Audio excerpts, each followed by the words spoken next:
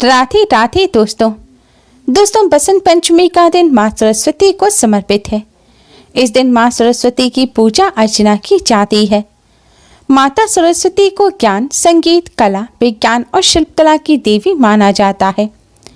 माघ मास की शुक्ल पक्ष की पंचमी को बसंत पंचमी का पर्व मनाया जाता है। यह दिन माँ सरस्वती को समर्पित है, इसलिए इसे सरस्वती पूजा के नाम से भी जाना जाता है। दोस्तों, इस बार बसंत पंचमी तिथि को लेकर कंफ्यूजन बना हुआ है। इस बार माघ मास की शुक्ल पक्ष की पंचमी तिथि 2 फरवरी को सुबह 11:53 पर शुरू होगी और 3 फरवरी को सुबह 9:39 तक रहेगी। 3 फरवरी को सूर्य उदय के समय पंचमी तिथि रहेगी। उदया तिथि की मान्यता के अनुसार इस बार बसंत पंचमी का पर्व 3 फरवरी दिन सोमवार को मनाना शुभ रहेगा। बसंत पंचमी पर मां सरस्वती के पूजन का शुभ मुहूर्त सुबह 7:07 से सुबह 8:38 तक रहेगा और दूसरा शुभ मुहूर्त सुबह 10:06 से दोपहर 1:39 तक रहेगा। दोस्तों, इस बार का बसंत पंचमी का पर्व बहुत ही ज्यादा खास है, क्योंकि इस दिन साध्य योग, रवि योग के साथ ही रेवती नक्षत्र रहेगा। कई दिव्य और दुर्लभ संयोग इस बसंत पंचमी पर पड़ने से इस बार की बसंत पंचमी और भी ज्यादा खास हो गई है। इस दिन लोग ज्ञान की प्राप्ति और सुस्ती, आलस्य एवं अज्ञानता से छुटकारा पाने के लिए देवी सरस्वती की उपासना करते हैं। स्कूलों में भी इस दिन सरस्वती पूजा की जाती है। बसंत पंचमी का दिन सभी शुभ कार्यों के लिए उपयुक्त माना जाता है। इसी कारण से बसंत पंचमी को अबूझ मुहूर्त के नाम से भी जाना जाता है। नए कार्यों की शुरुआत करने के लिए बसंत पंचमी का दिन बहुत ही खास माना जाता है। शास्त्रों के अनुसार बसंत पंचमी के दिन अगर कुछ खास उपाय कर लिए जाएं, तो इससे विद्या, बुद्धि और ज्ञान की प्राप्ति होती है। माँ सरस्वती की कृपा से मनचाहा वरदान मिलता है और हर क्षेत्र में सफलता मिलने लग जाती है। इसके साथ ही विवाह में आ रही अड़चनें भी दूर होती हैं, क्योंकि यह दिन प्रेम के देवी देवता कामदेव और रति देवी को भी समर्पित है। इस दिन कुछ आसान से उपाय करने से कामदेव और रति देवी की कृपा से विवाह संबंधी सभी परेशानियां दूर हो जाती हैं। मनचाहे जीवन साथी की प्राप्ति होती है, साथ ही दाम्पत्य जीवन भी सुखमय बनता है।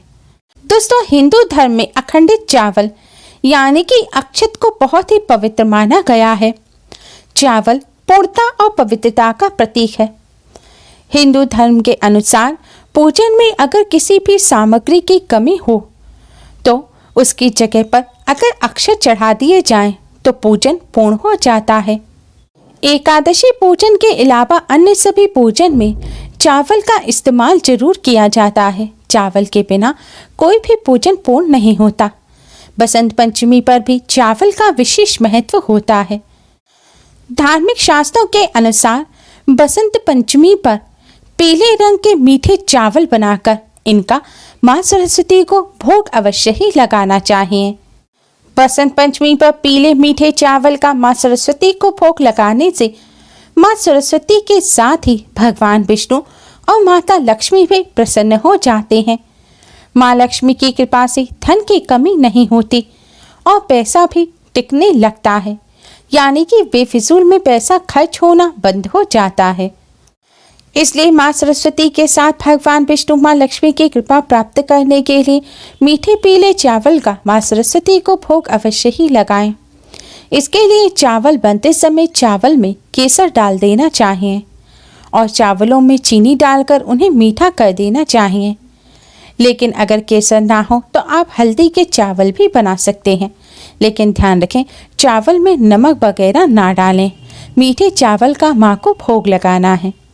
भोग के लिए आप 2 अलग प्लेट में चावल निकालें, एक माँ सरस्वती के लिए और एक भगवान विष्णु, माँ लक्ष्मी जी के लिए।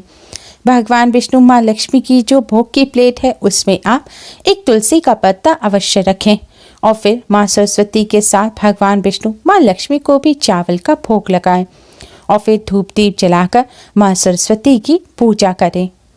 पूजन के पश्चात इन चावलों को प्रसाद के रूप में ग्रहण करें। ऐसा करने से माँ सरस्वती की कृपा से मनचाहा वरदान मिलता है, बुद्धि कुशाग्र होती है। माँ सरस्वती की कृपा से कार्यों में आ रही अड़चनें दूर होकर हर क्षेत्र में सफलता मिलने लगती है। साथ ही भगवान विष्णु के आशीर्वाद से कष्ट दूर होते हैं और धन संबंधी सभी समस्याएं भी भगवान लक्ष्मी नारायण की कृपा से दूर हो जाती हैं। चावल का भोग लगाने के साथ ही आज के दिन चावल से माँ सरस्वती और कामदेव रति देवी का पूजन अवश्य ही करना चाहिए। इसके लिए सबसे पहले स्नान कर स्वच्छ वस्त्र धारण करें। आज के दिन पीले रंग के वस्त्र पहनकर ही पूजन करना चाहिए। अब आप थोड़े से अखंडित चावल लें। जो आपने भोग के लिए चावल बनाए हैं उसमें खंडित चावल यानी कि टूटे चावल का इस्तेमाल कर सकते हैं, लेकिन जब पूजन में जो चावल चढ़ाए जाते हैं उसमें अखंडित चावल होने चाहिए, यानी कि चावल के दाने टूटे नहीं होने चाहिए। अब आपको अखंडित चावल लेने हैं और इन चावलों में थोड़ी सी हल्दी डालकर इनको पीले रंग का कर लें। अब अपने मंदिर के सामने आसन बिछाकर बैठ जाएं। अब आप भगवान श्री गणेश को प्रणाम करें, माँ सरस्वती को प्रणाम करें, भगवान जी के सामने एक दिया जलाएं और सुगंधित धूपबत्ती जलाएं और किसी फल मिष्ठान का भोग लगाएं। आज के दिन पीले रंग के ही फल मिष्ठान का माँ को भोग लगाना शुभ माना जाता है। अब आप अपने दाहिने हाथ में थोड़े से चावल लें। दोस्तों, इसके लिए आपको कच्चे चावल ही लेने हैं। चावल लेकर आप इस मंत्र का जाप कर माँ सरस्वती को चावल अर्पित करें। मंत्र है इदम अक्षतम ओम महासरस्वते नमः। इदम अक्षतम ओम महासरस्वते नमः। इस मंत्र का एक बार जाप करें और एक बार ही चावल माँ सरस्वती को अर्पित करें। फिर दूसरी बार थोड़े से चावल लें और फिर इसी मंत्र का एक बार जाप कर फिर से माँ सरस्वती को चावल अर्पित करें। माँ को चावल अर्पित करने के बाद आप माँ सरस्वती के इस मंत्र का 11 बार जाप करें।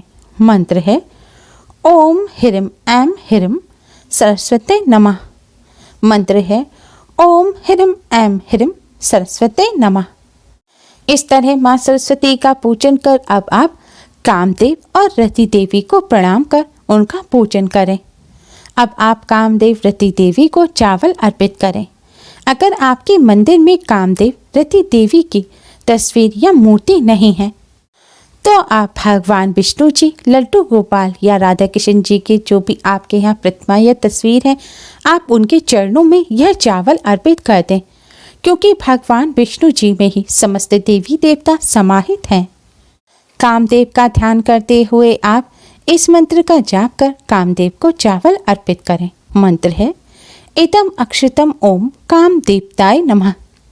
इदम अक्षतम ओम काम देवताय नमः। आपको इस मंत्र का एक बार जाप करना है और एक बार चावल कामदेव को अर्पित करने हैं। फिर दूसरी बार इस मंत्र का जाप करें और दूसरी बार चावल कामदेव को अर्पित करें। इस प्रकार 3 बार मंत्र का जाप कर 3 बार चावल कामदेव को अर्पित करने हैं। फिर आप रति देवी को प्रणाम कर 3 बार रति देवी को भी चावल अर्पित करें। रति देवी को चावल अर्पित करते समय आप इस मंत्र का जाप करें। मंत्र है इदम अक्षतम ओम रति देव्य नमः। मंत्र है इदम अक्षतम ओम रति देव्य नमः। इस तरह आप कामदेव और रति देवी को चावल अर्पित करें। चावल अर्पित करने के पश्चात कामदेव रति देवी को प्रणाम कर कामदेव के इस मंत्र का 11 बार जाप करें। मंत्र है ओम कामदेवाय विद्महे रतिप्रियाय धीमहि तन्नो अनंग प्रचोदयात्। मंत्र है ओम कामदेवाय विद्महे रतिप्रियाय धीमहि तन्नो अनंग प्रचोदयात्।